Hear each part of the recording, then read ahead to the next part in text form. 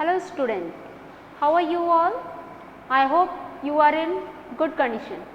So student, today I am going to take a topic from poetry section. We will start from your poetry section, and in poetry section first poem is Risk. There is 4 poem and we will start from the poem first, that is Risk. Risk is composed and written by poet Janet Rand.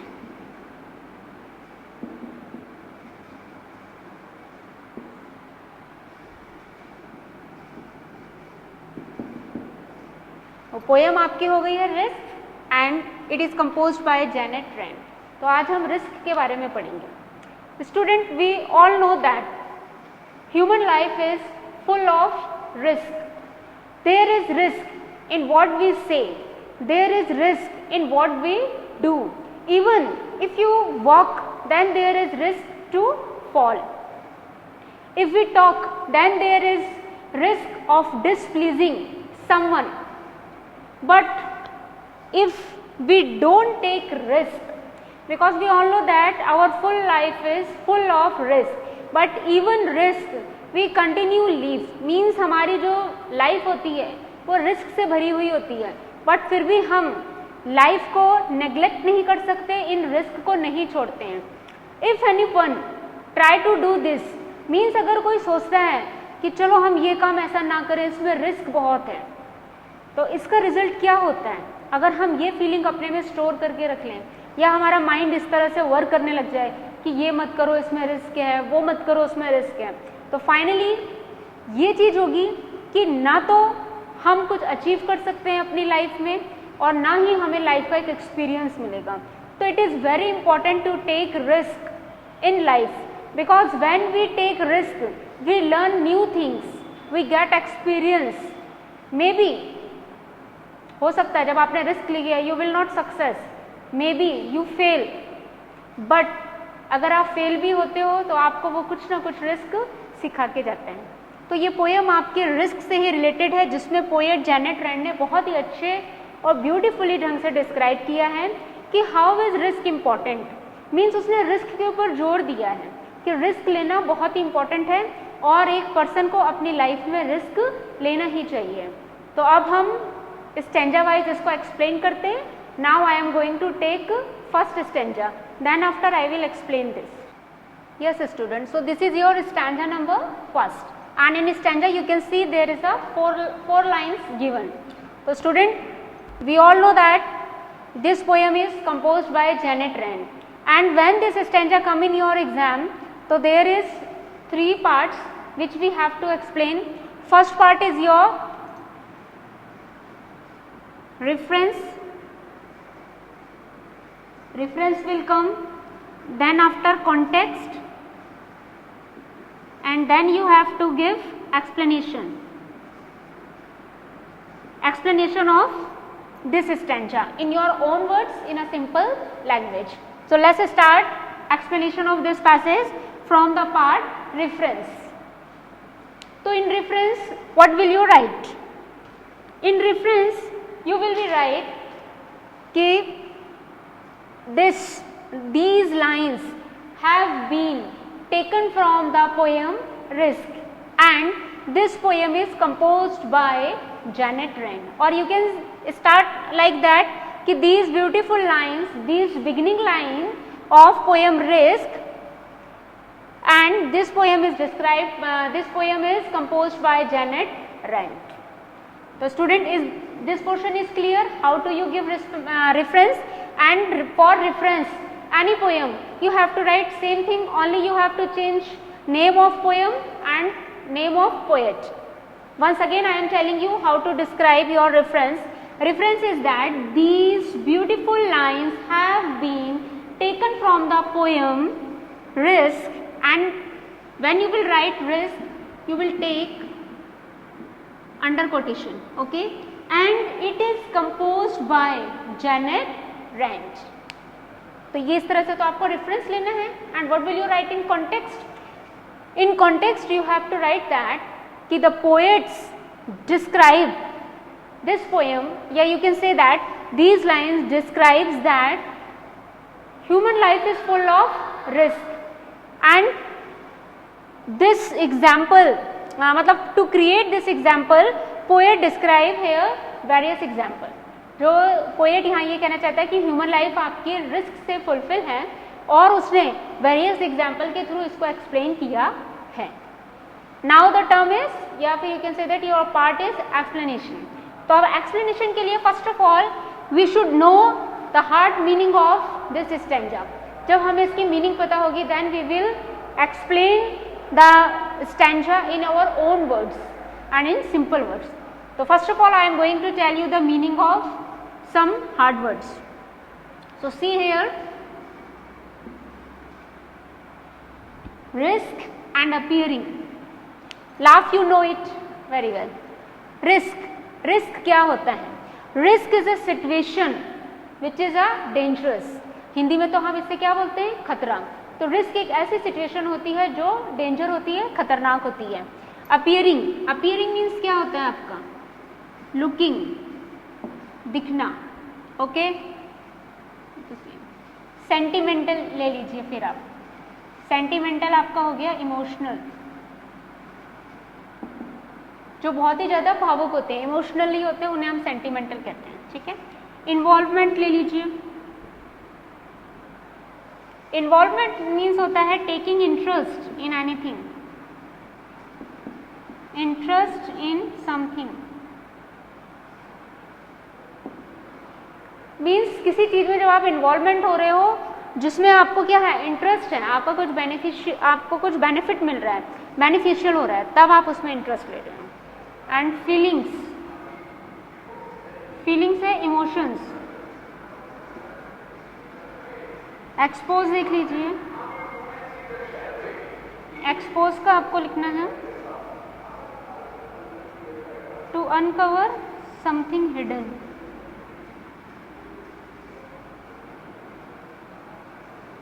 Means कोई ऐसी चीज जो आपकी गुप्त है, छुपा कर रखी है, उसको एक्सपोज करना, उसको बाहर निकालना, उसको बताना. और ट्रू सेल्फ है आपका रियल फेस, जो आपकी वास्तविकता है, आप एक्चुअल में क्या हो, उसे हम कहते हैं true self.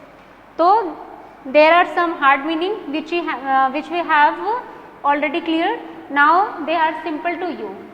Now by using these meanings we can understood this stanza very well, and we can also explain in our simple words, in our own words. So now I am going to begin it. So first of all see this line. To laugh is to risk appearing the fool. Here the poet wants to tell that कि if we laugh it means that the people will say us to fool. अगर हम हंसते हैं ज़्यादा तो लोग हमें मूर्ख बोलना शुरू कर देते हैं, लोग हमें बुद्धू बनाने लगते हैं कि अरे ये पर्सन तो क्या है? बेवकूफ़ है, फूल है. तो इट मीन्स ज़्यादा हंसने में भी क्या है? रिस्क. तो there is risk to laugh, because if we laugh then other person, then people will say that he is fool. To weep is to risk appearing sentimental. अब अगर हम रोते हैं, if we weep, people will may call us emotional. हम छोटी छोटी बात पे अगर रोना शुरू कर देते हैं, हम किसी के सामने बहुत ज़्यादा इमोशनल हो जाते हैं, तो लोग हमें क्या बोलना शुरू कर देते हैं कि अरे ये तो बहुत ही क्या है? इमोशनल है, बहुत जल्दी भावुक हो जाता है. मीन्स तो इसमें भी क्या है? रिस्क है, हमारे रोने में भी. To reach out for another is to risk involvement. अगर हम किसी की हेल्प करते हैं, हम किसी की सहायता करना चाहते हैं, then there is also risk, because people will may call या people will say that there is some interest in something.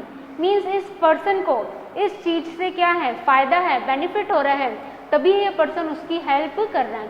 Means अगर हम हेल्प कर रहे हैं तब भी उसमें आपको क्या दिखाई देगा? रिस्क. लोग यही कहेंगे कि ये पर्सन इसकी हेल्प इसीलिए कर रहा है, इसको भी ज़रूर कुछ फ़ायदा होगा. To expose feeling is to risk expose your true self. अगर हम अपनी फीलिंग्स किसी के सामने शेयर करते हैं, अगर हम उसको बताते हैं, अपने ड्रीम्स बताते हैं या हम अपनी ट्रू फीलिंग्स बताते हैं, तो उन लोगों को हमारा वास्तविकता पता चल जाती है, हमारा रियल फेस उनके सामने आ जाता है, जिसमें भी हमारा क्या है, रिस्क है। लोग हमारी सच्चाई जान जाते हैं कि ये पर्सन किस टाइप का है। तो you see that risk is everywhere.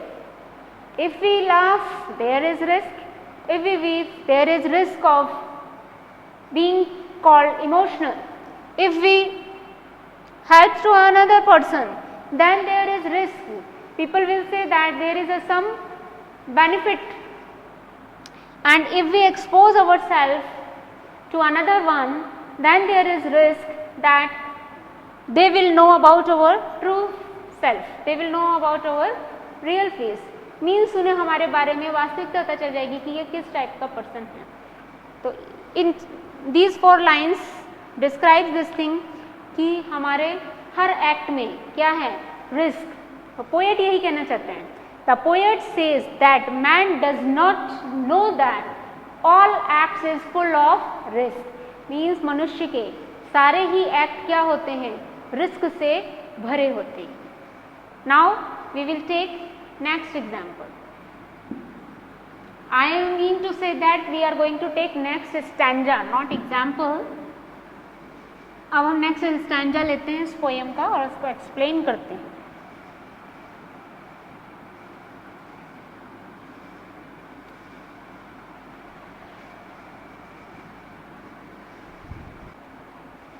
Yes student, so this is your stanza 2 and first of all I am going to tell you some hard meaning of this stanza. So place, here place meaning is present and ideas means thought, means present thoughts.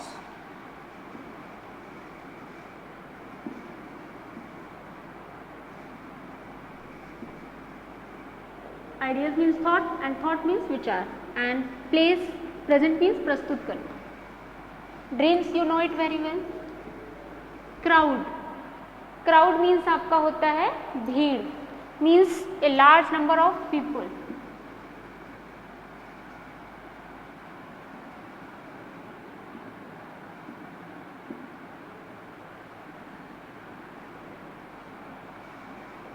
Naive, naive आपका होता है simple and inexperienced.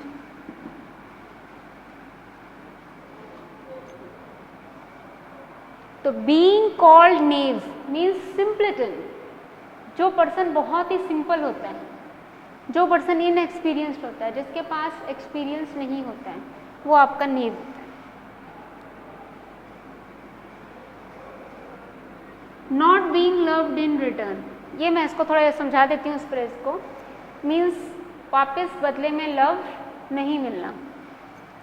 और risk dying means fear of death. तो ये तो इस stanza की hard meaning थी. Now how will you start your stanza when it will come in exam? Same procedure. First of all you will write reference. And what is your reference? These inspiring lines have been taken from poem Risk and it is composed by poet Janet Rand. J-A-N-E-T-R-A-N-D. Okay. Now context. In context you will say, in these inspiring lines the poet describes that there is risk in everything. We cannot do anything without taking risk. If we want to do something, it means we have to take risk. Context में ये बताना है कि जो ये inspiring lines हैं इस poem की, उसमें कवि ने ये डिस्क्राइब किया या कवि ये बताता है कि हम बिना रिस्क के कोई वर्क नहीं कर सकते. मीन्स अगर हमें कोई वर्क करना है तो 100% देयर इज अ रिस्क. ठीक है. Okay, let's start now explanation. अब हम एक्सप्लेनेशन देखते हैं. तो in explanation you will begins from the same line that according to the poet, there is a risk in what we do, in what we say. A person cannot expand his life without taking risk. और मैंने जो beginning में about the poem बताया था, if we do not take risk, it means that we do not achieve anything in our life. Now come to the stanza. First line, to place ideas and dreams before a crowd. If we present our ideas before a number of people, before a different type of person, is to risk being called knave. Then there is a risk the people will may call you simple and inexperienced. अगर हम उनको अपने thoughts बताते हैं, अपने dreams बताते हैं, तो लोग हमें कहना शुरू कर देते हैं कि ये पर्सन एक्सपीरियंस्ड नहीं है. इनकेस अगर हमारे ड्रीम पूरे नहीं होते हैं, अगर हमारे थॉट्स नहीं बैठ पाते हैं सही, तो लोग मजाक उड़ाना शुरू कर देते हैं कि ये तो बहुत सीधा साधा है, इसे कुछ नहीं आता, या ये इनएक्सपीरियंस्ड है. तो इसीलिए अपने ड्रीम्स और थॉट्स बताने में भी क्या है आपको risk. To love is to risk not being loved in return. अगर हम किसी को लव करते हैं तो उसमें भी रिस्क है. जरूरी नहीं है कि वो भी हमें लव करे. ठीक है, तो इसका मतलब लव करने में भी क्या है risk. To live is to risk is dying. और रहना, जो हम अपनी लाइफ चला रहे हैं, जो हम रह रहे हैं, इसमें भी रिस्क है. किसका रिस्क है? फियर ऑफ डेथ, मरने का. जैसे सपोज आज हम ट्रैवलिंग करने जा रहे हैं तो हमें डर है कि अरे हम कहीं मर ना जाएं, और हमारी इस चीज़ की कोई श्योरिटी भी नहीं है कि हम वापस आएंगे या नहीं आएंगे. हो सकता है हम बस में बैठे या हम ट्रेन में बैठे एक्सीडेंट हो जाए, बट क्या हम जाना छोड़ देते हैं? नहीं ना. तो बस यही ये पोएम आपको बता रहा है कि रिस्क तो हर जगह है, बट हम अपना जीना नहीं छोड़ सकते. एक बार देख लीजिए फिर से. To place ideas and dreams before a large number of people means when we present our ideas to other person, then there is a risk that people may call you inexperienced person, knave. And when we love someone, then there is also risk. May be possible love not return back to you, but is it possible? Can we leave love? No. Mother है, mother अपने बच्चे को प्यार करती है तो वो ये सोच के नहीं करती है कि हाँ बच्चा भी उसको प्यार करे, बट वो करती है. अगर वो ये सोचने लग जाए कि अरे मैं तो अपने बच्चे को प्यार कर रही हूँ, बट क्या पता इसने मुझे बाद में जब वो ओल्ड हो जाए, जब उसकी नीड हो, तब ये उसको रिटर्न ना कर पाए, तो चलो मैं इसे प्यार ही नहीं करती हूँ. ऐसा नहीं होता. To live is to risk dying means at every step there is a risk of death. तो ये आपकी जो लाइन्स थी, 4 लाइन्स थी, जिनको हमने अभी इसमें डिस्क्राइब कर दिया. Now we will take next stanza.